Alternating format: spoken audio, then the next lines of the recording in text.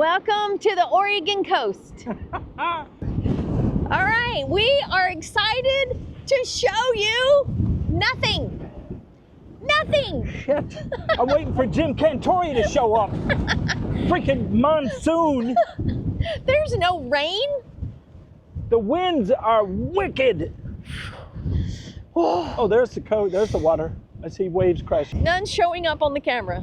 Believe me, they're there. Cold? Just a little. I think I'm a little underdressed. See, I lost my strings, so I can't tighten my hoodie up. Damn it. Oh. See if you can get that blown across. Let's see if you can get the fog here. It's wicked. Whose idea was this? To come in 50-mile-an-hour winds? We're exploring. That's what it is? Yes. Look, can you see anything We're there? exploring the coastal community. We could be standing at the Riverwalk in San Antonio because you can't see anything. Trust us, we're here at the Cape Blanco Lighthouse. We haven't made it to the lighthouse yet. No, but the coastline is right there. There's water, there's waves crashing. It's windy as all get out. I don't even know if you're going to hear any of this, even with our mics on. We are actually headed for the westernmost point in Oregon, to the oldest lighthouse here as well on the coast. It's been protecting Oregon since about, I think, 1860. Okay, 1870. I was super close. Yeah, 10 more years didn't really make a difference. It's been a long time. Okay, put it on us so they can see how what? How cold we still are? How windy and cold we are. Still? Nothing's changed. Oh, look at there. Oh, better shot. Wow. There we go. Look how pretty. Look at those rocks. The wind's off this cliff. The winds off this cliff can hit over 70 miles an hour. So this lighthouse has stood the test of time through a lot of storms and a lot of weather. Yeah, I think we hit about 69 miles an hour while we were up here, blowing us all over the place. So the one thing about traveling the Oregon coast is you never know when you're going to have a view and when you're not. So the fog rolls in all day, every day. You just have to go with it. If not, you won't tour anything. Like this lighthouse. I was ready to turn around and go back. He was wimping out. I couldn't see 10 feet in front of me on the way up here. But when we got up here, it was, I guess it's kind of cool from what I could see. From a history perspective. Yes.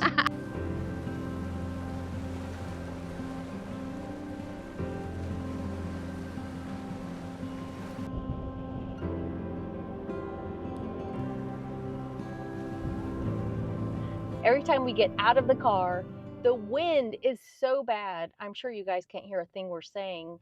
And it's yanking our arm. So yeah. I am sure that you guys are getting nothing but this.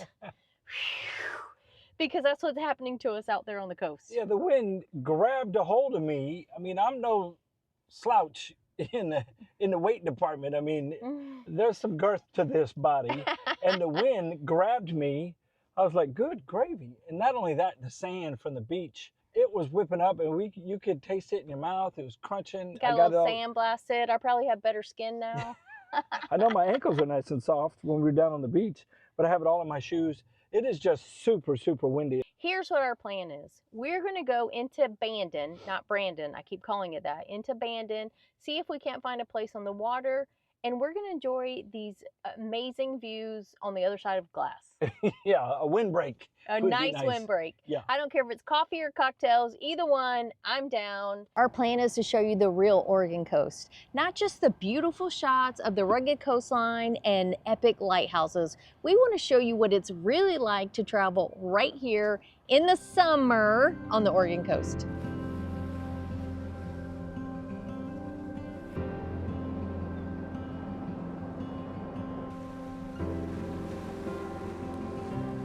We get a ton of questions about how we navigate medical appointments while we live on the road full time. About 8 to 12 weeks before we think we want to be back in San Antonio, we actually narrow it down and lock in some dates.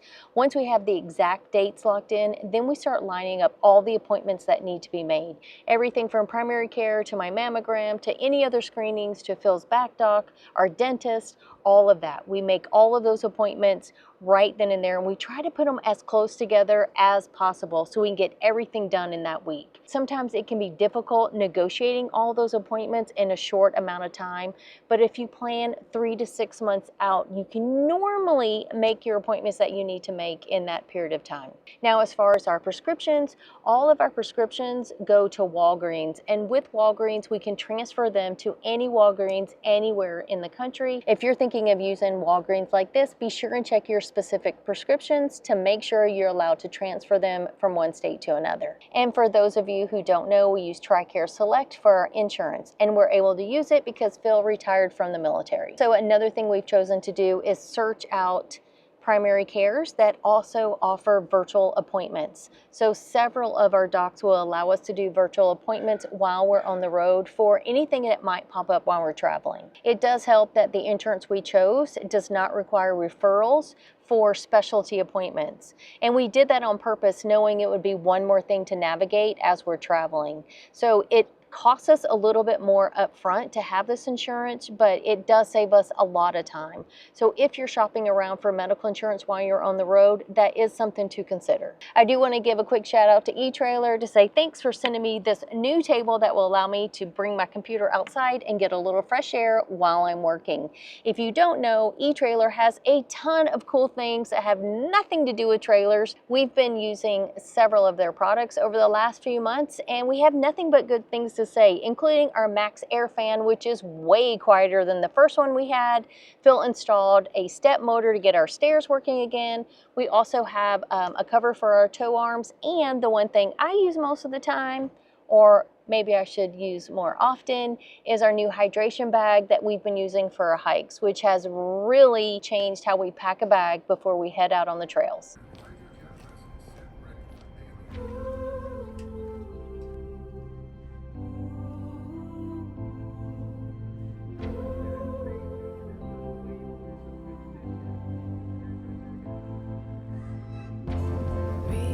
For the stars, let's make this world ours.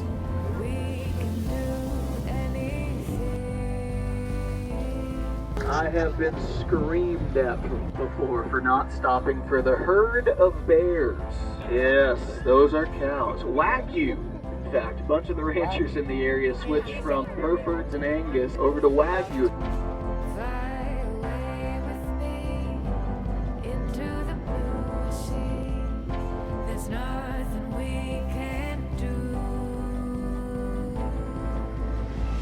Take a deep breath, let's get away to new places. Today's the day, it's time to go to places we've never been. Adventure is waiting there. We can go anywhere. This is where our dreams begin. So instead of a foggy hike that I had scheduled today, I decided to ditch the hike and let Phil have a little more fun with this boat tour. Anytime you're on the water instead of a trail, it's a much better day for me, that's for sure. So the significance of this boat tour is it actually follows the Mail Run, which started out in Gold Beach, the city of Gold Beach, right? Right. See, I don't have my notes with me, so I might make this up as I go along. But it started out there, and it actually goes 40 miles down the river. Now, this Mail Path, you could call it, or Mail River, Mail Run, started in the 1800s, and it still happens today. Yeah, they leave Gold Beach. They go upriver with a bag. The first boat out leaves with a bag of mail, and then the last boat coming down the river brings the returning mail or the outgoing mail back with them. So that's pretty cool. Yeah, it's really cool. And I got to tell you, I have never seen so many shades of green in my whole life. Coming from San Antonio, where everything is brown this time of year, to coming up here to everything being vibrant and green, is definitely a change of pace for us. All right, so if you decide to take one of these boat tours, which of course we highly recommend, we are having a great time. It includes lunch, which is where we are right now. And as you can see, our view for lunch. The boat's down there. And it includes lunch and dessert with your lunch. Your cocktails, you're on your own with those. Yep. But I have to tell you, they were delicious. The lunch was pretty good too. It was barbecue. And I had the ribs, the brisket, and the pulled pork. It was really good. Yeah. Coming from eating Texas barbecue to being out here in the middle of nowhere, and the barbecue was pretty good. So the area that we're at right now is called the Cougar Lane Lodge, is where we had lunch, but they also have an RV park. One of the cool things about coming this far east is the temperature change. When we started this tour on the boat, it was it 50 degrees? Not even 50, I think it was 48. 48 degrees when we left, and it was foggy and wet and cold. Right now, it's gotta be at least 80? It was 87. Oh, see? I was just guessing, and I'm good. I've shed 2 layers, and I need to shed 1 more. Well, I'm wishing I'd have had short sleeve shirts on under my hoodie today. It was cold when we left. I figured, let me get, some longer layers on, but now I'm regretting that decision. Yeah, so make sure if you do the tour, you wear layers, because you're going to want to shed a few as you come deeper in. So the mailman's right here, and he's about to hand over the mail to our driver so we can take a batch of the mail back all the way to Gold Beach. So that's the handoff, and that's how it happens.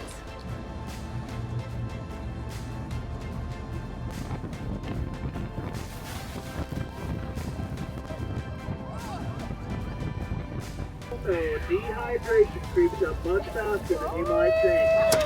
Your safety is my #1 priority. Don't forget. We are splashed and ready. We are rehydrated. Look to your left, guys.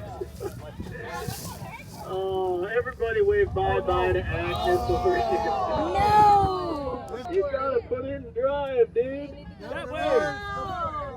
She's just sitting. Does he need a push? Oh, guys, I do love this little town. It is the perfect balance between wilderness and pure redneckery. Sir, you can't park there, sir. Places we've never been. There's places we've never been. Up and far away, making our greatest. We got a bear, guys. On the left. Right there on the hill. Point it out when you see it. Right there. 11 o'clock.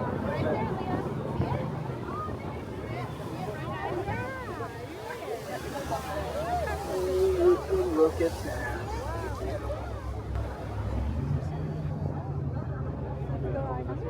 We do not see a bear every day, not by a long shot, guys. That is awesome.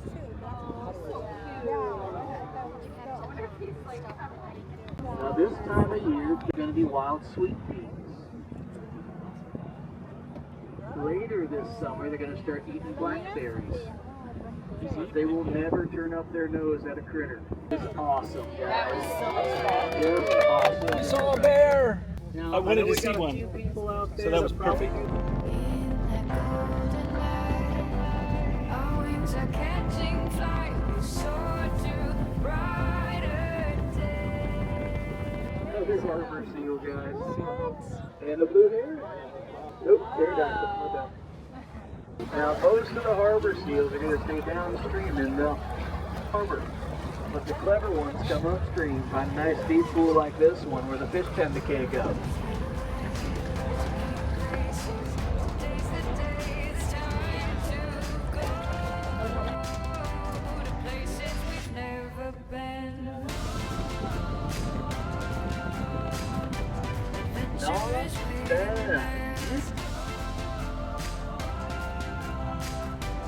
we can go anywhere.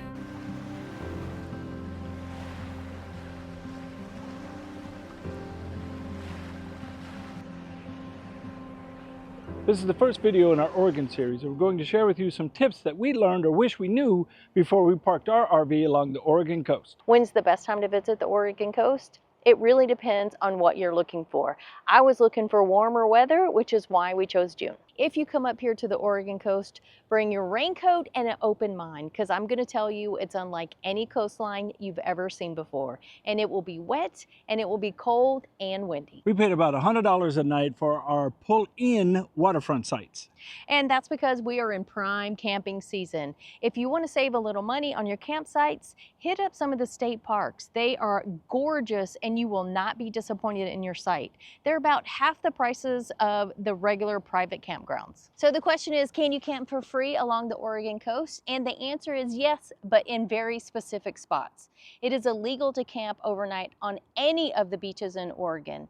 Also, you'll find a lot of people trying to stealth camp in the pullouts along 101, and almost everywhere that is illegal, and especially during peak times, someone will be knocking on your door. There are a few cities that allow limited overnight parking. You'll also find some harvest hosts, and I've been told that the Tillamook Creamery will let you park for one night overnight in their parking lot, but you do have to go in and ask permission first. You will find some dispersed camping in Oregon. There's a few places along the coast, although most are a little further east, but they're close enough to where you can park in some of them and drive to the coast to explore. Now, to find these awesome places, I went on TripWizard, which I already have a subscription for. Now, if you were planning to get membership to TripWizard, I do have a coupon down below that'll save you 25%. And you can also check Campendium, which is free, and iOverlander if you have smaller rigs. There are 383 miles of designated public beach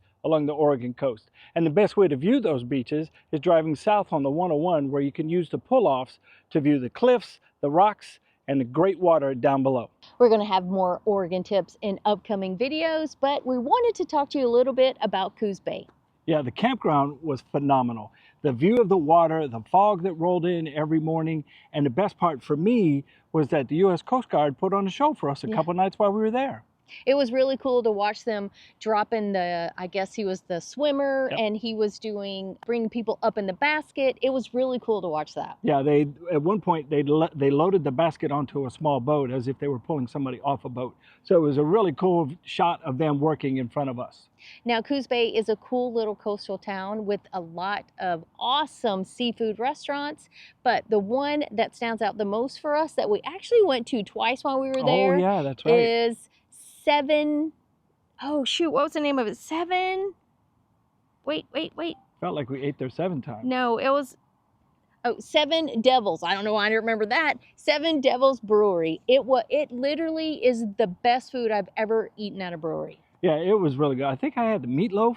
And who doesn't love a good mystery meat? Oh, come on. It was really good. They had way better food than meatloaf, but everything, including the cocktails, they had cocktails as well as their own beer. It was phenomenal. So I recommend everyone pop in there. And the one thing about Coos Bay, it's a little bit of a bigger town than a lot of the coastal communities.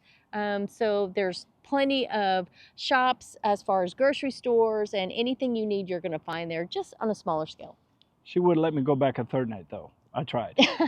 Don't forget, we still have space available at our Someday Summit, which is our first channel-wide RV rally, which will be at the end of January 2026. In Camp Margaritaville, Auburndale, Florida. We hope to see you there.